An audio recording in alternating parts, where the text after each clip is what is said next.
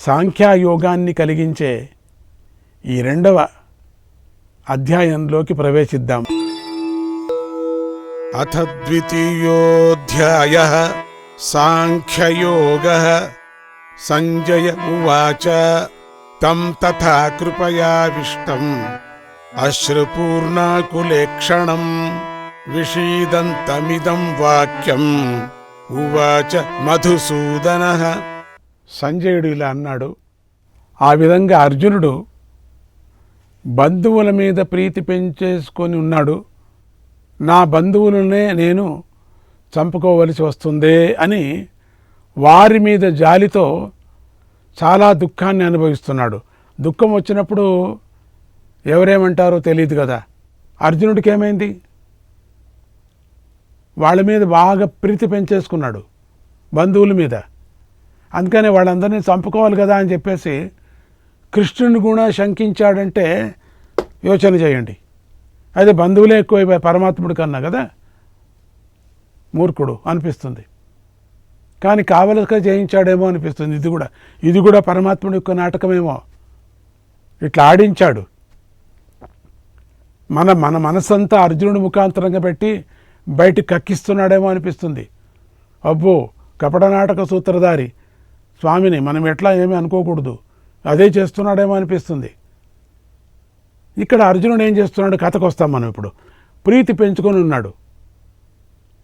అందుకని నా బంధువులు నేను చంపుకోవలసి వస్తుందే అని వారి మీద జాలితో చాలా దుఃఖాన్ని అనుభవిస్తున్నాడు, కన్నీరు కారుస్తున్నాడు. వ్యాకులమైనటువంటి నేత్రాలతో, చంచలమైనటువంటి నేత్రాలతో, దుఃఖంగా ఉండే నేత్రాలతో చూస్తున్నాడు. అటువంటి అర్జునుడిని ఉద్దేశించి భగవంతుడు ఇలా మాట్లాడుతున్నాడు. భగవంతుడు సమాధానం చెప్తున్నాడు. శ్రీ భగవానువాచ కుతస్త్వాకస్మలమిదం విషమే సముపస్థితం అనార్యజుష్టమస్వర్గ్యం అకీర్తికరమర్జున. భగవంతుడు ఇలా పలికాడు. అర్జున, ఈ రకమైన సంకట కాలంలో నీకు మనోమాలిన్యము ఎక్కడి నుంచి వచ్చింది? ఇటువంటి సందర్భంలో నీకెందుకు వచ్చింది? మనస్సుకి, ఈ బుద్ధికి ఎందుకు మట్టి వచ్చేసింది? ఇటువంటి మోహము, మూఢబుద్ధి నీకు ఎందుకు కలిగింది? ఈ సందర్భంలో రాకూడదు కదా, ఎందుకు వచ్చింది? వేదశాస్త్రాల గురించి తెలియని వారికే ఈ రకమైన పాడుబుద్ధి కలుగుతుంది. మరి నువ్వు అన్నిటినీ కూడా అధ్యయనం చేశావు కదా, వేదశాస్త్రాలు కూడా నీకు తెలుసు. కేవలం శస్త్రాస్త్రాలే కాకుండా అధ్యయనం కూడా చేశావు కదా, వేదాన్ని పూర్తిగా తెలుసుకున్నావు కదా. మరి ఎందుకు ఇలా ఆలోచిస్తున్నావు నువ్వు? ఈ రకమైన నీ ఆలోచనలు పరలోకంలో అవసరమైన స్వర్గాన్ని తెచ్చిపెట్టవు. పరలోకంలో అవసరమైన స్వర్గాన్ని ఖండితం తెచ్చిపెట్టవు. ఇది మంచి యోచన కాదు. మరి ఈ లోకంలో అవసరమైన కీర్తిని కూడా తెచ్చిపెట్టవు. పైన కూడా నువ్వు అనుభవించలేవు, కింద కూడా నువ్వు అనుభవించలేవు. ఇహపర లోకాలకి నీ యోచన సరికాదు, బాగలేదు నువ్వు అంటూ ఉండేది. భగవద్గీత మొదలైన తర్వాత భగవంతుడు మొట్టమొదటిసారి మాట్లాడుతున్నాడు. ఇలా తన ఉపదేశాన్ని మొదలుపెట్టిన భగవంతుడు మొదటిగా కష్మలం గురించి చెబుతున్నాడు. కష్మలం అంటే మోహము, మూఢబుద్ధి, పాడుబుద్ధి వంటి మనస్సు యొక్క మాలిన్యాన్నే మోహం అంటారు. సాధకులకు అది పనికిరాదు అని భగవంతుడు ఇక్కడ సూచిస్తున్నాడు. ఖండితం సాధకులు చేయవాలా, ఉత్తమ గతికి వెళ్ళాలా అన్న వాళ్ళకి అంటే ఈ మోహం పనికిరాదు. ఖండితం సాధకులకు అది పనికిరాదు అనే భగవంతుడు ఇక్కడ సూచిస్తున్నాడు. అంటే దీనితో చిత్తశుద్ధి, మనోనిగ్రహం అనేవి జ్ఞానం పొందటానికి చాలా అవసరమవుతాయి అని చెబుతున్నాడు. జ్ఞానం పొందటానికి చిత్తశుద్ధి ఉండాల, నిర్మలమైన మనస్సు ఉండాల, నిర్మల మనస్సు లేకపోయి చిత్తశుద్ధి లేకపోతే ఇవి అబ్బవు. అలాగే భగవంతుడు వ్యాకులమైన చక్షురింద్రియాన్ని కూడా నిందిస్తున్నాడు. అంటే మనస్సుతో పాటు బాహ్యేంద్రియాలను కూడా నిగ్రహించుకోవాలి. మాట, తీరు, పలుకు, వినటములో పంచజ్ఞానేంద్రియాలు కూడా అదుపులో పెట్టుకోవాలా. లేకపోతే సాధకుడు కాదు, తత్వజ్ఞాని కాలేడు ఎప్పటికీ కూడా. అప్పుడు తత్వజ్ఞానం నిజంగా అట్లా అదుపులో పెట్టుకుంటే బాహ్యేంద్రియాలను కూడా నిగ్రహించుకోవాలి, అదుపులో పెట్టుకోవాలి. మొదట నాలుక, ఆచారము లేని నాలుక, నీ నీచ బుద్ధిని వదులు నాలుక. విచారము లేక ఇంకొకరిని దూషించే నాలుక, ఆ నాలుకకు ఎముక లేదంటారు నాలుక. సడన్గా మాట్లాడేస్తుంది నాలుక.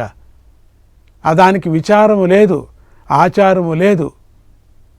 అందుకని బాహ్యేంద్రియాలను కూడా నిగ్రహించుకోవాలి. తత్వజ్ఞాని అయిన వాడు, మంచి జ్ఞానం పొందాలనుకునేవాడు, ఉత్తమమైనటువంటి మనిషిగా ఉండేవాడు, అప్పుడు తత్వజ్ఞానం కలుగుతుంది. ఒక్కొక్కరికి నైస్గా మాట్లాడటం కాదు. గురువుగారు చూస్తే గురువుగారికి నైస్గా, ఇంకొకటి చూస్తే ఇంకొకటికి నైస్గా, ఇంకొకటికి దుర్మార్గంగా మాట్లాడటం కాదు. అది అందరితోనూ ఒకే విధంగా ఉండాలి. అందుకని బాహ్యేంద్రియాలు, లోపల జ్ఞానేంద్రియాలు ఇవన్నీ కూడా అదుపులో ఉంచుకోవాలా. వేదాంతాల సారమంతా భగవంతుడు ఇక్కడ ఉపదేశించబోతున్నాడు ముందుకి. ఆ ఉపదేశాలు అర్థం అవ్వాలంటే ఇంద్రియ నిగ్రహము, చిత్తశుద్ధి అనేవి తప్పకుండా ఉండాలి. ఇంద్రియ నిగ్రహము, చిత్తశుద్ధి ఉంటేనే గురుసేవ చేయటానికి యోగ్యత ఉంటుంది. లేకపోతే గురుసేవ కాదది, సేవ కాదది.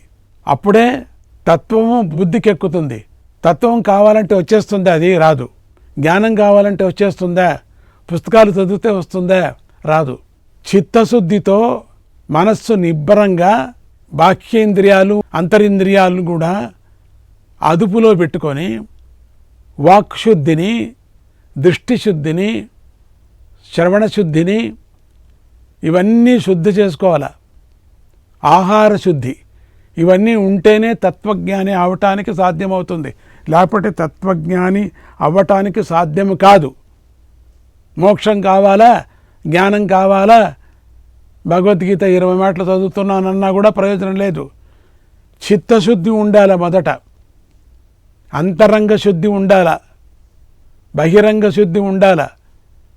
అప్పుడే నీకు ఆత్మజ్ఞానం కలుగుతుంది, లేకపోతే కలగదు. ఇక్కడ పప్పులో కాలు వేశాడు అర్జునుడు. అంతరంగ శుద్ధి లేదు, కలతపడుతున్నాడు. పరమాత్ముడి దగ్గర ఉండినా కూడా ఏం ప్రయోజనం? తప్పకుండా ఉండాలి చిత్తశుద్ధి. అప్పుడే తత్వము బుద్ధికి ఎక్కుతుంది, లేకపోతే ఎక్కదు. అందుకనే భగవంతుడు ఈ సాధనాల గురించి చెబుతూ తన మాటలు ప్రారంభించాడు. సాధనాలు ఉంటేనే కదా ఫలితం దక్కేది. సాధనాలు లేకపోతే ఫలితం దక్కేది కాదు. కనుక భక్తులందరూ కూడా ఎంత కుదిరితే అంత ఇంద్రియాలు నిగ్రహించుకోవటానికి ప్రయత్నించాలి, అదుపులో పెట్టుకోవాలి. ఇంద్రియాలు సాధన పెంచుకుంటూ ఉండాలి మనసులో. అటువంటి వాళ్ళనే పరమాత్ముడు అనుగ్రహించేది. క్లైబ్యం మాస్మగమః పార్థ నైతత్వయ్యుపపద్యతే క్షుద్రం హృదయ దౌర్బల్యం త్యక్తోత్తిష్ఠ పరంతప. ఓ పార్థుడా, నీకు ఎదురు పక్షంలో ఉన్న యోధులను చూసి భయపడకు. ఏం భయపడుతున్నావు నువ్వు? వీరాది వీర అనిపించుకున్నవాడు, భయపడకు, అధైర్యపడకు. క్షత్రియులకు అధైర్యం అనేది పనికిరాదు. క్షత్రియులు ఎప్పుడు కూడా వెనుదిరగకూడదు. యుద్ధానికి వచ్చినవాడు తక్షణం వైరాగ్యాన్ని తట్టు వెళ్ళకూడదు. అధైర్యం అనేది పనికిరాదు. అందులోనూ నీ వంటి వీరులకు అది అసలు తగింది కాదనే కాదు, తగినది కాదది. నీ అటువంటి వీరుడికి, ఇంద్రుడితో సమానమైనటువంటి వీరుడు అనిపించుకున్నావు. సాక్షాత్ పరమశివుడితోనే యుద్ధం చేసి నీ పరాక్రమంతో ఆయన్ను మెప్పించావు కదా, ఆయన వరప్రసాదంతో పాశుపతాస్త్రాన్ని కూడా పొందావు కదా. ఇలాంటి గొప్ప గొప్ప అస్త్రాలు పొంది పరాక్రమాన్ని కూడా కలిగి ఉన్న నీకు భయం ఎందుకు? శివుడితోనో గెలుచుకొని వచ్చావయ్యా నువ్వు. ఎన్నో అస్త్రాలు పొందావు నువ్వు. ఎంత మంచి పేరు వచ్చింది నీకు. ఇదేంటయ్యా నీకు ఇప్పుడు పిరికితనం, హృదయ దౌర్బల్యము? హృదయ దౌర్బల్యం కాకూడదు. అంటే లోపల గుండెల్లో కలిగే వణుకు. ఎందుకు వణుకాలా? నువ్వేం తప్పు చేశావు? ఎందుకు వణుకుతున్నావు నువ్వు? అది చాలా నీచమైనది. లోపల వణికేది నీచమైంది. అది నీకు ఏమాత్రమైనా ఉంటే దాన్ని పూర్తిగా వదిలిపెట్టేసేయి. ఓ పరంతపా, నీ పరాక్రమంతో శత్రువు గుండెల్లో వేడి కలిగించి వణుకు పుట్టించే ఓ అర్జునా, నువ్వు వణుకు పుట్టిస్తావు. నీకేమిటి వణుకు? నిన్ను చూస్తూనే వణుకుతున్నారు వాళ్ళు, తెలుసా నీకు? కానీ వాళ్ళని చూసి నువ్వు వణుకుతున్నావు దయతో, మోహంతో. ఏంటి నీది? వణుకు పుట్టించే ఓ అర్జునా, మర్చిపోయావా? కౌరవ పక్షంలో ఉన్నటువంటి కర్ణుడు, అశ్వత్థాముడు మొదలైన యోధులను అందరినీ నువ్వు ఇంతకుముందే ఓడించావు కదా, 2 మాటలు ఓడించావు కదా. వారు విరాట రాజ్యం మీదకు దండెత్తి వచ్చినప్పుడు నీ ధనుర్విద్య నైపుణ్యంతో అందరినీ భయపడి పారిపోయేటట్లు చేశావు కదా నువ్వు. కర్ణుడు కూడా పారిపోయాడు కదా, దుర్యోధనుడు ఎంత ఇంకా. అటువంటి నీకేంటయ్యా ఇప్పుడు వణుకు పుట్టింది? హృదయంలో వణుకు పుట్టకూడదు ఎప్పటికీ. చాలా చలి అయిపోయినప్పటికి కూడా వణుకు పుట్టదు న్యాయంగా. నీకేంటి వణుకు పుడుతున్నది? వాళ్ళందరినీ పారిపోయేటట్లు చేశావు నువ్వు. 3 మాటలు దిగి పారిపోయారు. కర్ణుడు నిన్ను చూస్తే భయపడతాడు. మొదటి నుంచి శపథం చేశాడు కర్ణుడు నిన్ను చంపుతానని. నువ్వు చంపుతావని పరిగెత్తాడు. అటువంటి వాడు నీకేంటే వణుకు? పారిపోయేటట్లు చేశావు కదా. ఇటువంటి నీకు పిరికితనం మంచిది కాదయ్యా. నీ ఎందుకయ్యా పిరికితనం చేస్తున్నావు? నీకు సంభవించిన నీచమైన ఈ హృదయ దౌర్బల్యాన్ని విడిచిపెట్టు. నీచమైనటువంటి హృదయ దౌర్బల్యం ఇది నీకుండకూడదు. నీవు రాజాదిరాజ శూరుడు. విడిచిపెట్టు, పైకిలే, యుద్ధం ప్రారంభించు.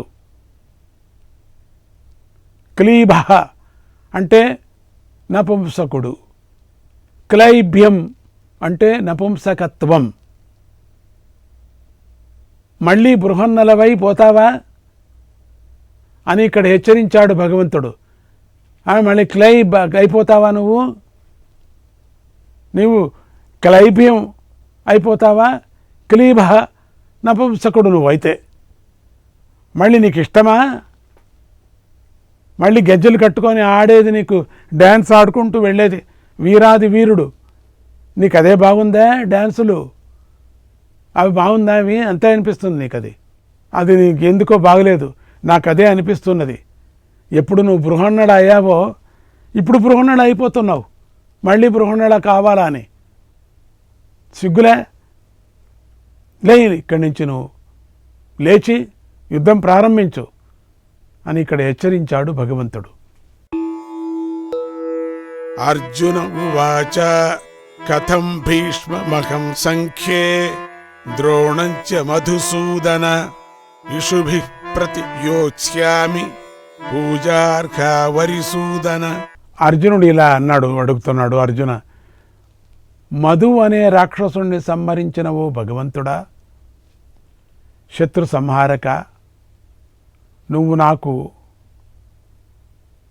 అధైర్యాన్ని విడిచిపెట్టి యుద్ధం ప్రారంభించు అని ధైర్యం చెబుతున్నావు. కానీ నేను యుద్ధం మానేస్తాను అన్నది కౌరవులను చూసి భయపడి కాదు, అధైర్యంతో నేను యుద్ధం ఆపటం లేదు. కౌరవులను చూసి భయపడుతున్నాను అనుకున్నావా? అది కాదు. లేక యుద్ధం మానేసి భయపడి మానేస్తున్నానా? అది కూడా కాదు. నేను గౌరవంగా పూజించే వారినే చంపవలసి వస్తుంది. ఓ కృష్ణ, నువ్వు మధువు మొదలైనటువంటి రాక్షసులు నాశనం చేశావు. ఎంతోమంది శత్రువులను కూడా సంహరించావు. కానీ నా పరిస్థితి అలా లేదు. నీ రాక్షస సంహారం చేశావు శత్రువుల్ని. నాకు ఆ పరిస్థితి కాదే ఇక్కడ. నన్ను చిన్నప్పటి నుంచి పెంచి పోషించిన, ఎత్తుకొని పోషించినటువంటి భీష్మ పితామహుడితో యుద్ధం చేయాలి. నాకు అన్ని విద్యలు నేర్పించి విలువిద్యలో గొప్పవాడిగా చేసిన ద్రోణాచార్యుడితో తలపడాలి. నిజానికి వారు పూజార్హులు. నేను వాళ్ళను పూజించాలి. వారిని నేను నమస్కరించి పూజించుకోవాలి. అటువంటి పూజ్యులను నేను బాణాలతో ఎలా కొట్టగలను? నా ప్రతిపక్షంలో ఉన్న భీష్ముడు, ద్రోణుడు మొదలైన వారు నా మీదకు పెద్ద పెద్ద అస్త్రాలు ప్రయోగిస్తారు అని నేను చింతించటం లేదు. నేను వాళ్ళని అన్యాయంగా కొట్టాలనే అనిపిస్తున్నది. లేక వాళ్ళంతా పెద్ద పెద్ద అస్త్రాలు నా మీద ప్రయోగిస్తారు అనే భయం కూడా నాకు లేదు. ఆ యుద్ధంలో నేను తిరిగి వారిని బాణాలతో కొట్టవలసి వస్తుందని నేను బాధపడుతున్నాను. కొట్టకపోతే అయ్యలేదే యుద్ధ నియమ ప్రకారంగా. కనుక నువ్వు నాకు ధైర్యం చెప్పి ప్రయోజనం లేదు. ఊరికి ధైర్యం చెప్తున్నావు, దాని ప్రయోజనం. నాకు ధైర్యము లేదని నేను అధైర్యం పడుతున్నానని కాదు. ఇక్కడ నాకు ధైర్యం ఉన్నది, కానీ వాళ్ళని నేను కొట్టవలసి వస్తుందే అని నేను చాలా విచారిస్తున్నాను అని అంటూ, గురూణ హత్వా హి మహానుభావాన్ శ్రేయో భోక్తుం భైక్ష్యమపీహ లోకే హత్వార్థకామాంస్తు గురూనిహైవ భుంజీయ భోగాన్ రుధిర ప్రదిగ్ధాన్. నా ప్రతిపక్షంలో ఉన్నవారంతా ఏదో ఒక రకంగానూ గురువులే అవుతారు. అందరూ గురువులు అవుతున్నారు. ద్రోణాచార్యుడు విలువిద్య మొదలైనవి నేర్పించాడు. అశ్వత్థాముడు గురువుగారి పుత్రుడు కాబట్టి అతను కూడా గురు సమానుడే. ఇక భీష్మ పితామహుడు చిన్నప్పటి నుంచి నాకు మంచి చెడ్డలు నేర్పించుకుంటూ వచ్చాడు. ఇలా చాలామంది గురువులు నాకు ప్రతిపక్షంలో ఉన్నారు. వారు స్వతహాగా ఎన్నో సిద్ధులు పొందినటువంటి వాళ్ళందరూ మహానుభావులు. స్వతహాగా ఎన్నో సిద్ధులు పొందినటువంటి మహానుభావులు. అటువంటి గొప్ప వ్యక్తులను, గురువులను చంపితే నాకు ఖచ్చితంగా నరకము ప్రాప్తిస్తుంది. దానికంటే ఇక్కడ ఈ లోకంలోనే భిక్షాటన చేసుకొని బతుకుతాను, అదే నాకు శ్రేయస్కరం అనిపిస్తుంది. అలా కాకుండా నేను యుద్ధం చేసి నా గురువులను చంపుకుంటే నాకు రాజ్యం దక్కుతుంది. కానీ ఆ రాజ్య సంపద అంతా వారి రక్తంతో తడిసి ఉంటుంది కదా. అలా రక్తసిక్తమైన భోగాలను, సంపదలను నేను ఈ లోకంలో ఉండి అనుభవించవలసి వస్తుంది. మరియు ఆ భోగాలు కూడా ఈ లోకానికే పరిమితమై ఉంటాయి. ఎందుకంటే గురువులను చంపిన పాపానికి నాకు నరక దుఃఖాలు తప్పవు. ఆ పై జన్మలు కూడా నీచమైనవే నాకు లభిస్తాయి. అంటే ఇక్కడ అర్జునుడు ఏమి చేయాలో తెలియని పరిస్థితిలో పడిపోయాడు. తన మూఢత్వాన్ని ఇలా ప్రకటిస్తున్నాడు. తాను అనుకుని ఏదేదో చెప్తున్నాడు. శ్రీకృష్ణాయ పరమాత్మనే నమః.